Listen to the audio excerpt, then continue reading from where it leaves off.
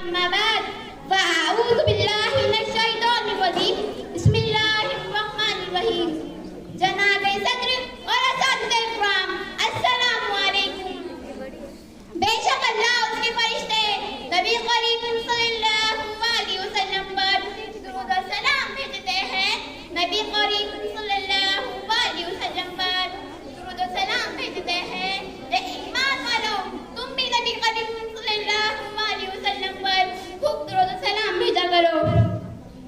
हाज़रीन महफिल, मुझे आज जिस मौजू पर लफ्ज़ गुज़ार करने का मौका मिला है उसका नाम है सीरतुन नबी। जैसा कि आप सब लोग जानते ही होंगे, ये महीना रबीउल अव्वल का महीना है। इस महीने में हमारे पैगंबर सल्लल्लाहु अलैहि वसल्लम तशरीफ लेकर आए। हाज़रीन महफिल, इस हस्ती की आमद हुई जिसकी खातिर सारी कायनात बनाई गई, ये अर्श फर्श सजाए गए, ये दुनिया सजाई गई। ये हकीकत है कि अगर हमारे पैगंबर सल्लल्लाहु अलैहि वसल्लम इस दुनिया में तलवकार ना होते तो कुछ भी ना होता। ना जमीन होती, ना आसमान होता, ना अर्श होता, ना फर्श होता, ना इंसान होते, ना हैवान होते। किसी शायर ने क्या खूब कहा है, मिटते हैं मिट जाएंगे अदा तेरे, मिटते हैं मिट जाएंगे अदा तेरे, ना मिटा है ना कभी मिटेगा चर्चा तेरा। हमारे पैगंबर सल्लल्लाहु अलैहि वसल्लम के बहुत से मौजूदात थे, उनमें से चंद मैं आप लोगों के सामने पेश करना चाहती हूँ।